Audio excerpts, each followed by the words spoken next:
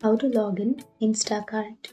So if you want to log in to your Instacart, then first of all you need to open up your browser, any browser that you are comfortable with, and I'm here with Chrome browser. And then you can go for the search bar and search for Instacart, and after searching here you will have www.instacart.com. Click on that, and after that it will take you to the web page.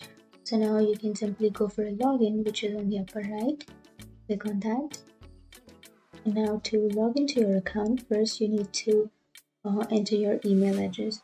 So if you don't want to enter your email address, then you will have all of these options. You can either continue with your Google account, or you can continue with Facebook, or you can also continue with your phone number. So I'll be choosing my email address, and then here on the next blank you have to enter your password.